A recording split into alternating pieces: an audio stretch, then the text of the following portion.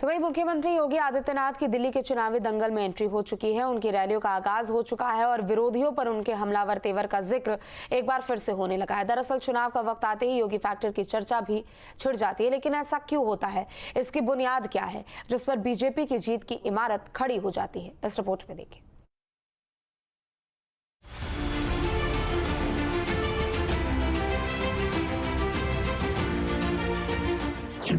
चुनावी पिच पर बैटिंग, जीत की गारंटी। जहां जहां किया प्रचार, जीत मिली धुआंधार। बांग्लादेशी घुसपैठियों की मदद से यहां पर इनके पार्षद और इनके पदाधिकारियों ने मिलकर के 2020 में किस निर्ममता के साथ दंगा करवाने का काम किया था। जब भी जाति के नाम पर, क्षेत्र के नाम पर, भाषा के नाम पर बंटे हैं तो निर्ममता से कटे भी हैं। उत्तर प्रदेश के मुख्यमंत्री योगी आदित्यनाथ के इन दो बयानों में महीनों का फर्क है, लेकिन योगी आदित्यनाथ के ऐसे ही बयान बिना बीजेपी के वोटर से लाग लपेट सीधे कनेक्ट करते हैं और फिर विरोधियों के लिए नतीजा पलट जाता है। अब इसे चुनाव में योगी मैजिक कहें या सियासत में योगी फैक्टर, चाहे कुछ भी कह लें, ऐसा लगता है योगी आदित्यनाथ ने सियासत की नब्ज पकड़ने का दावा करने वालों की ब्रेन मैपिंग कर रखी है।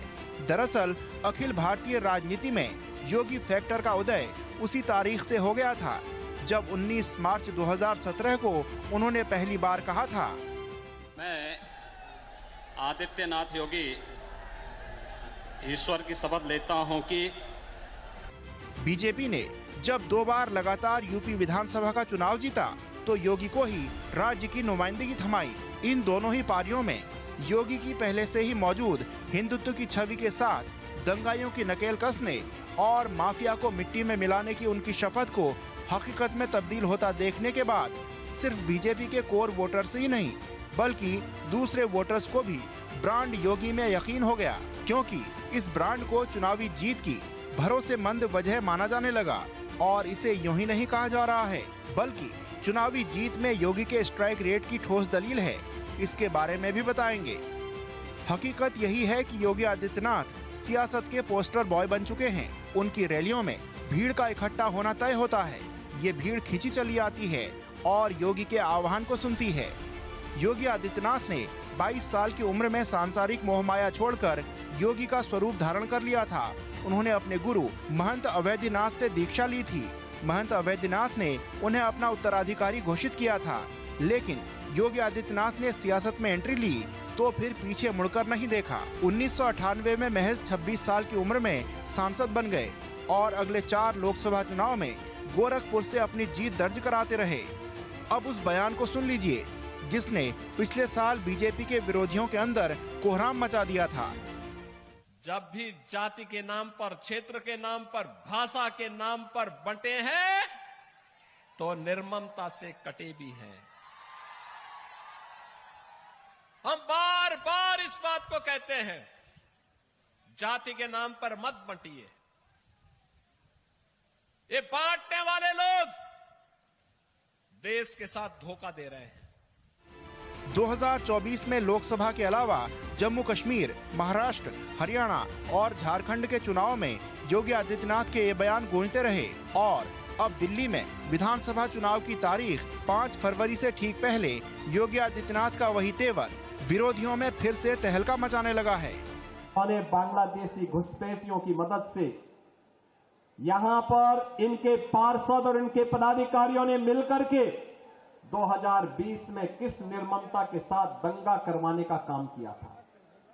कैसे शाहीन बाग में इन्होंने अराजकता और गुंडागर्दी करने का काम किया था। बहनों और भाइयों, मैं तो केवल आपसे एक बात कहना चाहूंगा।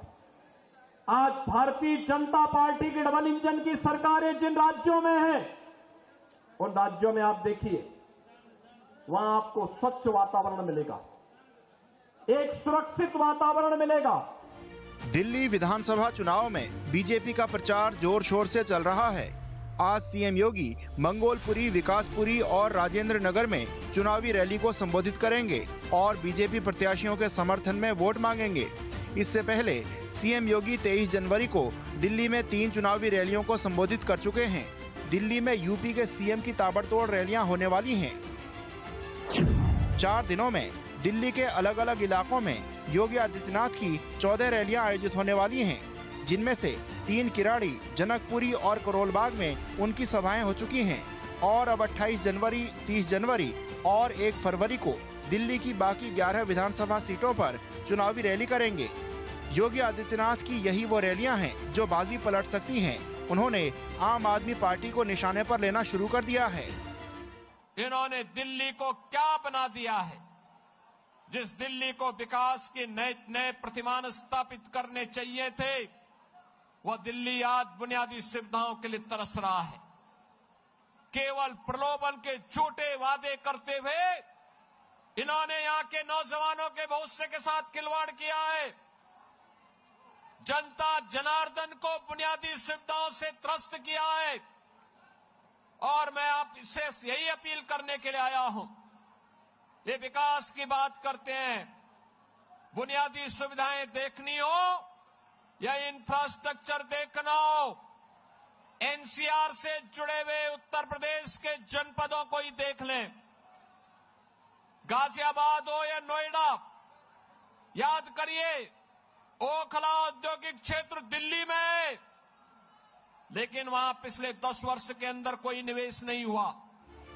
जाहिर है दिल्ली में भी योगी मैजिक को जीत की कसौटी पर कसा जाएगा, लेकिन हरियाणा, जम्मू कश्मीर और महाराष्ट्र में योगी आदित्यनाथ ने कैसे विरोधियों की बेचैनी बढ़ा दी थी, इन तस्वीरों में उसकी बानगी देख लीजिए। ये पिछले साल का पोस्टर है जब बीजेपी को महाराष्ट्र में अप्रत्याशित जीत मिली थी।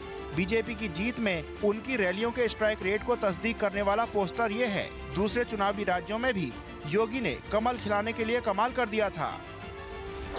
जम्मू कश्मीर में योगी ने 4 विधानसभा सीटों पर रैलियां की थी और चारों सीट पर बीजेपी के उम्मीदवारों को जीत नसीब हुई थी। जम्मू कश्मीर में योगी स्ट्राइक 100% था। हरियाणा में योगी आदित्यनाथ ने 14 रैलियां की थी, जिनमें 9 सीट पर बीजेपी को जीत हासिल हुई थी, 5 सीट पर हार मिली थी। हरियाणा में योगी का स्ट्राइक रेट 64% था। महाराष्ट्र में योगी आदित्यनाथ ने 18 सीटों पर प्रचार किया था। बीजेपी के खाते में इनमें से 17 सीट आई थी, 1 सीट पर हार मिली थी। योगी का स्ट्राइक रेट 95% था। 2024 में यूपी में हुए उपचुनाव की तस्वीर देखिए। उपचुनाव के दौरान योगी ने 9 सीट पर रैलियों को संबोधित किया था, जिनमें से 7 सीट पर बीजेपी को जीत हासिल हुई थी, जबकि 2 सीट पर बीजेपी को मात मिली थी। इस लिहाज से यूपी उपचुनाव में योगी की स्ट्राइक रेट 78% थी। ये तय है कि योगी आदित्यनाथ चुनावी नारा गढ़ने और नैरेटिव सेट करने में माहिर हैं और अब ये भी साबित हो चुका है कि सिर्फ यूपी और लोकसभा चुनाव ही नहीं, बल्कि चुनाव का स्थान और मिजाज कुछ भी हो, योगी का पोल नैरेटिव बीजेपी की जीत की बुनियाद बन चुका है। Team news state.